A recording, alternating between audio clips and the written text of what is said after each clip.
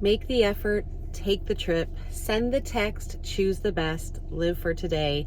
These are just a few things you would have heard my Aunt Gloria say, and we just lost her recently, but I can't wait to tell you more about her. Hey friends, it's Sammy back with another episode of The Daily Dash. That's right, it's everything you need to know from around the world and in my life, straight from my car dashboard to yours.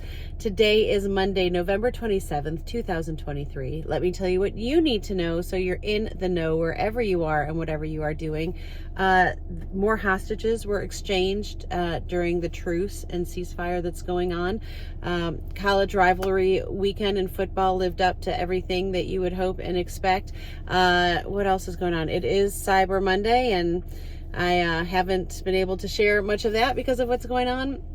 Also, 300,000 Honda vehicles were recalled because of seatbelt issues. So if you have a Honda, you might want to check that out. You can always find all of that below. You can find me at the Sammy Cone across all the socials, sammycone.com and YouTube. But today I just want to talk to you about my Aunt Gloria, who she died just 2 days short of her 92nd birthday. And she is incredible. I will talk about her in the present tense. I am so blessed that I got to see her and spend time with her just a few weeks ago when Britton and I were doing a college road trip visit. We kind of scheduled in some time to see not only my Aunt Gloria, but also my Aunt Ellen, who's 88. And shortly after that, Aunt Gloria went into hospice care, and we just lost her last week, right before Thanksgiving. But she is an incredible woman. As I was listening to everyone share during her memorial service today, it's just incredible how when you are who you say you are, everyone knows it. And so I never read from anything during my daily dash. I always just do it off the cuff, but I want to make sure that you hear these words that were said of people about her, because it's so poignant. Some of the favorite things that stood out that people said that, everyone kind of heard from her, some of her most repeated remarks: take chances, live fully, grab life by the horns, say what you mean, choose only the best. I just say that because they were talking about whether it's clothing or food or anything, which honestly kind of surprised me, because as growing up in a Jewish family, we did a lot of scrimping and saving. So I kind of loved hearing this from her. And then what she really always said: you never know what's going to happen. Plan for tomorrow, but live for today. Family members described her as loving, open, real, and authentic. You always knew where you stood with her. And this is something my cousin said about his mom that I felt the same way about my dad. He said, sometimes it just, I'm going to paraphrase, he didn't always feel like really loved, or that she always came down hard on him because she knew he could do better. And as he got older and a little wiser, and as she got older and softened up a bit, he realized it was just because she loved him, and she saw all this greatness in him. And I felt very much the same way about my dad. And honestly, still am recovering from some of those pressures. But I always appreciated when I got older that I always knew where I stood with him. There was no sugarcoating. There was no BS. There was no say one thing to one person, another to another. You always knew where you stood, and it was consistent no matter who they were around. So I guess the siblings were the same. But, they described her as, you always knew where you stood. She never held back, was never fake, never swept anything under the rug. And I loved hearing about how she loved my uncle for 57 years.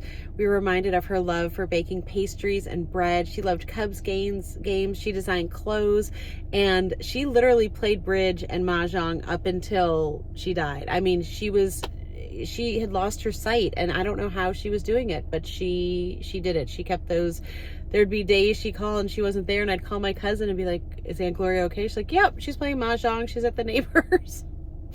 I don't know how she did it. But as this service concluded, the rabbi shared some things that we all knew about her but needed to hear just one more time. And he said, more than anything else, she was friendly and warm. She loved all kinds of people.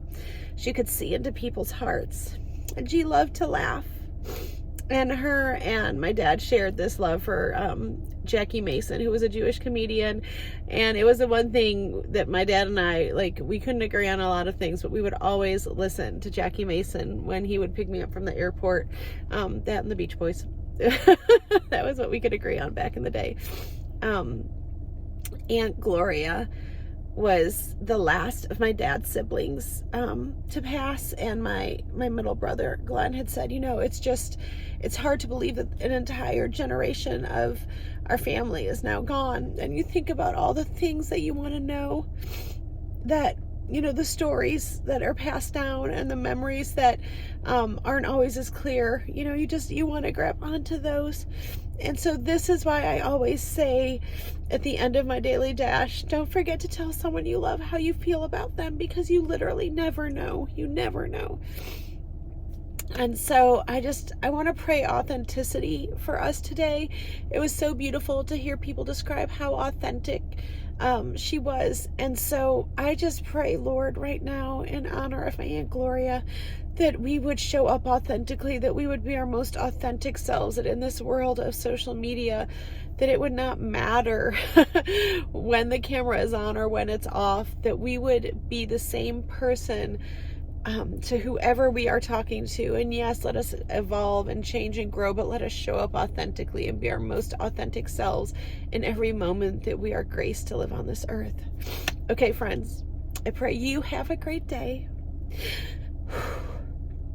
Make sure you make it great, and please do not wait to tell someone you love how you feel about them. Bye, friends.